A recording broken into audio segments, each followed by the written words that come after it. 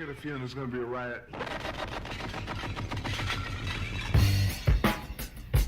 I don't read the news. Jeg har ikke flere penge. Nej, ikke flere penge. Nå, hvad er status? Status er, at vi lige har spist og handlet ind og kører mod Autobahn. Så kan du se, hvor langt det er. Og vi har 16%, når vi lander der. Nok mindre, fordi vi skal køre topfart. Så det er godt.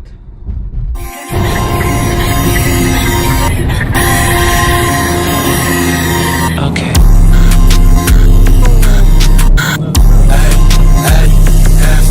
Okay. Now cruise heavy like we smoking. White teeth fresh, so pure like cocaine. Young kid, I'm just left in my own lane. Blowing to the breeze, no mind, so there's no pain. Walk around moving, 5 in the morning. I hop on the line while you born exploring. Made 5 tunes while you talk. Ja, Victor, jeg er godt nok sulten. Har vi noget at spise i madkassen? Selvfølgelig. Bustasje. Ja, mums. Mange tak. Så vi har lavet tredje gang, og Bording har stadig støttestrømmerne på. Han er lidt øm her. Kontra det her, fuck, vi lader tit. Vi kører på, så... Jeg kan ikke høre noget fra den skodkasse her. Fuck, vi lader tit. Yes.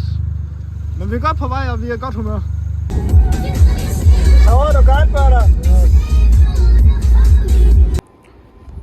Så vi er på sidste ladestop. Ja. Så vi er snart nede i Airbnb. Ja, det er lækkert. Har du fået lidt søvn?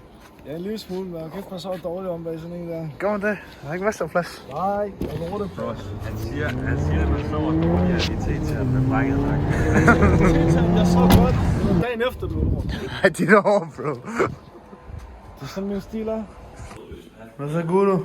Lad os sige til vores crib. Det er fint, det er dejligt stort. 2 lokummer af det hele. Det skulle upgrade for nogle af de andre år.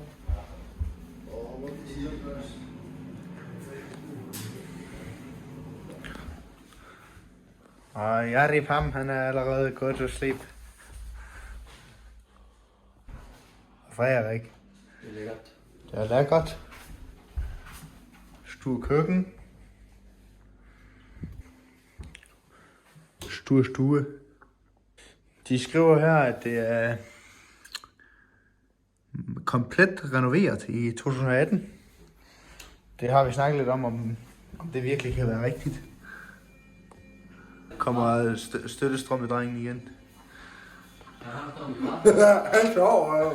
Hej, sjov. Hvad var det med kost? Hvad så, gutter? Spiller det bare? Hvordan var du dræbt den kost? Prøv, jeg har dræbt en flagermus med sådan en. Jeg dræbte Den døde ikke. Jo, den gjorde. Du sagde, jeg tror ikke helt, den døde. Den døde. Er det den her? Den dør ikke, det der. Jo, den gør. Nej, den gør ikke. Bro, den er ikke død. Ej, bro.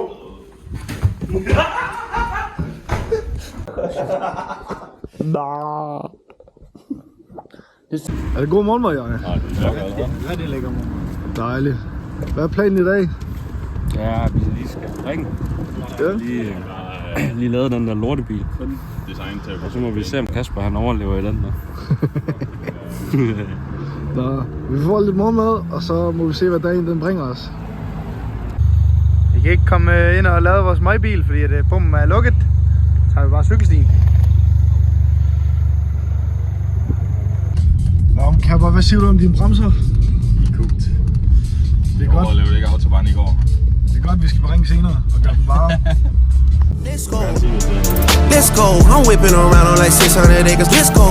Let's go. Let's go. You niggas just better not ask for no favor. Let's go. Let's go. Let's go. It's love for my brothers and debt to a trader. Let's go. She might just... Første gang vi prøver med 360 kamera, og første gang vi prøver en Tesla på ringen. Så det skal sgu nok blive spændende. Jeg skulle lige til at dreje kamera og sådan noget, men det giver ikke rigtig mening.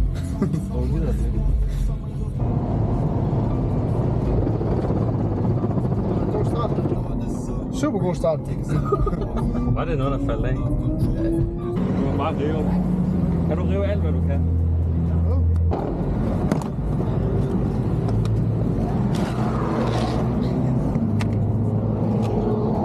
Der skulle lige nogle tekniske problemer med et bundskjold og sådan lidt, men det fik vi rykket af. Fik vi vist også filmet, men vi prøver igen. What did I miss? Let's go. Hey, let's go, let's go. Hey, hey, let's go, let's go. Hey, hey, let's go. Hey, let's go. Hey, let's go. Yeah. Så vi skulle på anden dagen. Vi er friske, vi vælger medicin er taget. Står lige nede og bilerne. Vi kører med den traditionelle Lidl morgenmad. Og yoghurt, der må vi ikke gøre. Nej. Hvad siger du til det, jeg? Er det et godt view, når vi er ude og spise morgenmad? Så skal vi ind på Gamer Café. Der er kæmpe supertræf lige ude foran. Hvad siger vi til det? Det er sindssygt. Det er sindssygt. Det er lidt noget møgvejr, så vi skal ind og game lidt. Og lige varme op, og så skal vi jo køre et par runder senere. Så det skal nok blive godt. Så jeg er ude i første tur i DS'eren. Anden tur for Kapper. Tredje tur for Kapper. Tredje tur, ja. Tredje tur for Kapper i DS'eren. Kom ud og kør lidt stærkt. That's what hit, man. What did I miss? When you was all in my crib, looking at hoes, word for word at all of the shows. You always felt like this, man. What did I miss?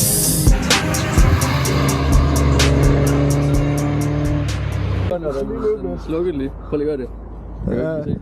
Ja, jeg lægger op med dig, mand. Drink. Hvad er status? Ja, jeg aner det ikke egentlig. Hvad siger vi til det, gutter? Det går godt. Jeg skal reviewen som footage. Hvordan var det at køre den her nummer 2 gange? 3 gange? 3 gange var det. Ja. Det var sgu fint nok, og var en uheld. Ja. Fucking gule flag hele tiden. Mega nederen. Men den var god. Ja. Lækkert. Nu gik han med kameraet. Kant. Har du med at sige, eller hvad? Han fejlede noget. det der GoPro af. Nej, ikke noget.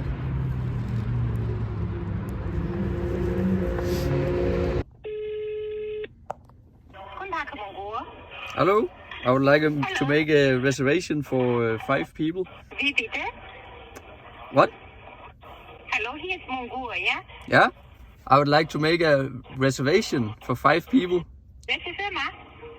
Reservation, table reservation. Ich habe nicht verstanden. 5 Personen. Morgen. 5 Personen. Giv bestillingen. Wollen Sie Bestellung? Ja, Bestellung. 5 Personen. Okay, bye. Ja, bye. Siger lidt, der er Du har ikke fundet et tidspunkt. Ja, Mongol. Mongol, ja, helt sikkert. Siger lidt her. I vloggeren der. Vi sidder ved Devil's Diner og får noget lækker morgenmad her. Og Borving herovre, han skal ud og køre M2 inden alt for længe. Efter vi har fået noget lækker mad. Ellers så er det sgu sidste dag her ved ringen. Frederik han tager hjem i dag. I det er sådan. Desværre. Og vi andre lige tager videre til Milano og Monaco. Så det skal nok blive godt.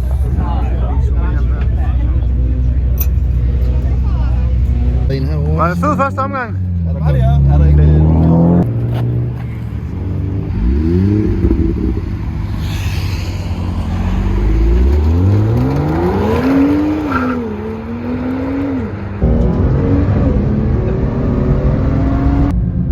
Det er fedt.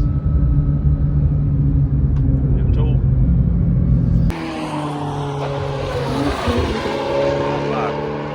Alligator.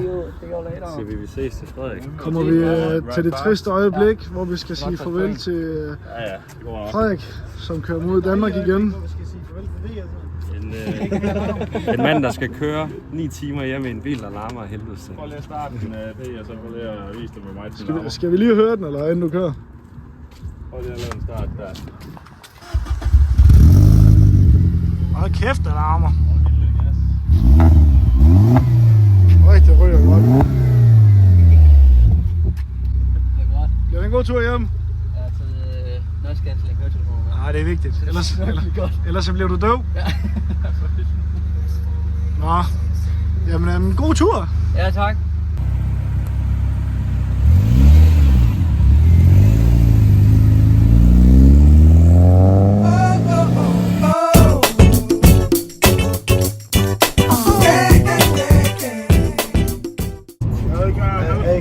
mega engageret. Jeg skal lige vel opleve.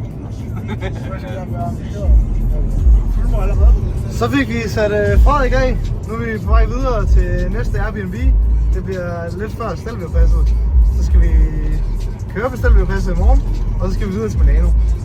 Det skal godt blive godt. Det er en lang tur. Ja. Lang tur, især i Tesla. Ja, for det er jo været hele tiden, jo. Altså, så kører vi lige på Stelvio nu. Ej, hvad fanden er det, jeg siger? Har I noget at sige til kameraet deroppe? Nej, de har ingenting. Så fucking let. De er forfærdelige bloggere. Hvordan vender man det her kamera om? Det kan du ikke mest selvfølgelig. Ej, fælde. Han kører lige på fælgen. Nej, jeg joker. Jeg har tykkedæk, det er ligegyldigt. Så er du tykkedæk. Your mom's a sister, the cool it, the girl wanna do it, I just might do it. Hit her off with some pimp fluid. Mommy, don't worry, I won't abuse it. Hurry up and finish so you can watch Clueless. I laugh at these kids when they ask who do this, but everybody know who girl that you is.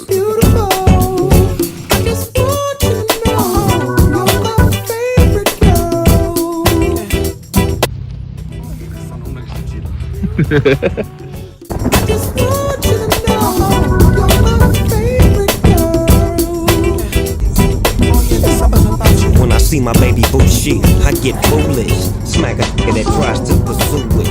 Homeboy, she taking, just move it. Så er vi kommet til vores sted i Milano. Det ligner det er hjemsøgt for helvede. Det ligner sådan et forladt fængsel eller haunted house eller et eller andet. Sådan helt det var på billederne. Så det bliver spændende at se, hvordan det er at sove her. Nu skal vi ind og have noget spændende. Black and beautiful, you the one I'm choosing. Hair long and black and curly like a Cuban. Keep grooving, that's what we doing. And we gon' be together until your mom's moving.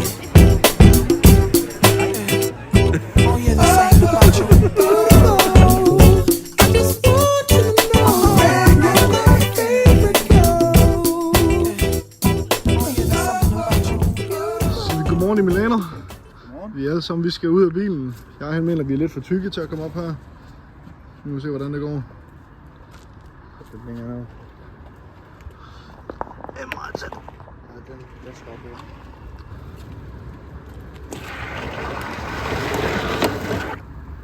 Nemt.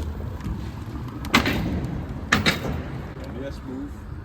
Det gik bedre. Ja, sidste gang der hoppede den. Det gik fint.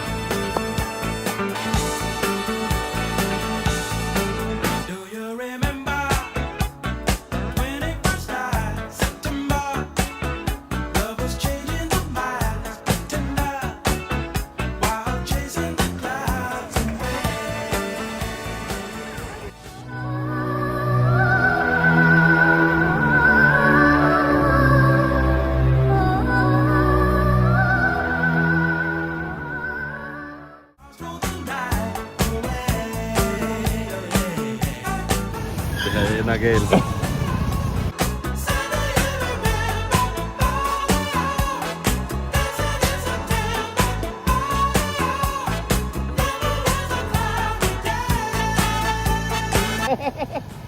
Vi vlogger. Hvad har I at sige til vloggen? Hej. Har I noget at sige til vloggen? Vi kan ikke følge med. Kan I ikke følge med? Nej, bare vent og kig. Vi har fået 28 genstande.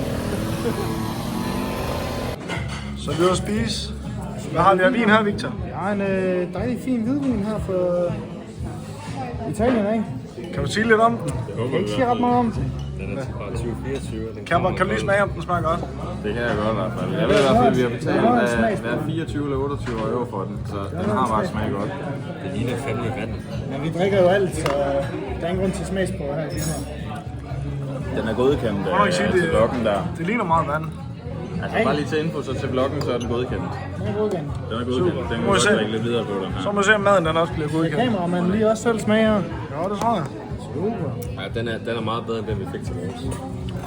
Så får vi lige noget pasta-ret her. Siger du til maden og jeg? Det gør fandme godt. Det ser mega lækkert ud. Jeg får det samme, og så får Viggo og Jonas lige noget bolognese. Jeg er lidt forvirret over, hvor mange glas I har. Boarding her. Har I fået mange glas? Den er lidt splittet. Jeg synes, vi har fået mange glas nu. Har vi ikke det? Hvor mange?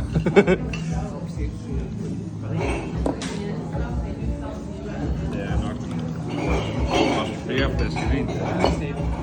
Vores fjerde flaske i dag. Jamen, fordelt på mange Og timer. der bliver bare hældt op. Det er jo fordelt på mange timer. Vi fik 2 flasker til morgenmad. Ja, vi fik faktisk 2 flasker vin til morgenmad, en rød og en hvid. Og i går der fik vi også en rød og hvid til aftensmad. Og nu får vi en rød og hvid til aftensmaden igen.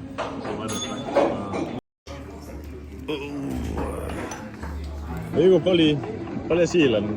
I den her? Ja. Few monkeys on the road track. Hi. We already have a popping. Well, Oh, I'm sorry, but we don't have any cash with us anymore. Yeah, We used all of our money. yeah. Expensive. I'm sorry, my mate, but have a good night. Ciao. Vi drikker øl i vinglas åbenbart her i firmaet. Jeg tror, de er drukket, fordi de smager fandme mig, der Panodil. Der er lidt klumper i. Vi kommer hjem tirsdag. Hvad siger du, Bording? Jeg siger, se lige tricks. Og hvad siger du, Viggo? Ja, det er Rigtig godt. Og hvad siger du, jeg er til køreturen? Hvordan oplevede du den? Hvad? Hvordan oplevede du køreturen? Jeg siger, du vender den forkert i Den var vild.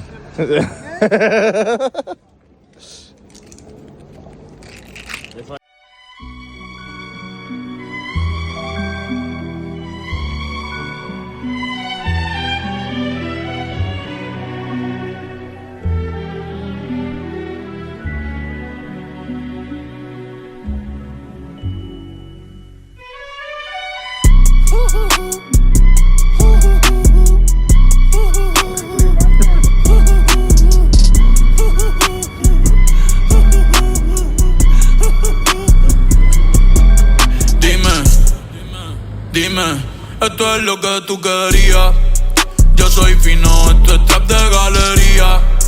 Tú eres un charro, Rocky de aquí, una porquería. Yo un campeón, Rocky Marciano, Rocky Balboa, Rocky Balbía. Tengo la ruta, tengo la vía, sí, tengo la vía. Los gastos de noche facturo todo el día. Tanta plata que me gusta que me chapen. Por eso le meto a tetas al pía. Ustedes no saben lo que es estar en alta mar cuando siento cuero. Que los zapatos te mame el bicho en el cielo. Lo que tira el 500,000 en el putero. Por eso tu opinión me importa cero. Por eso tú estás 101 en el top 100 y yo estoy primero. Ya no son raperos, ahora son pocateros. Más que tú estás cobrando mi barbero. Chingando y viajando en el mundo entero. Ey. Bebiendo mucha champaña, nunca estamos secos. Primero llegó Verstappen, después llegó Checo. Si Pablo me viera dirá que soy un berraco. Ustedes hablando mierdillo, los míos por Monaco. Bebiendo mucha champaña,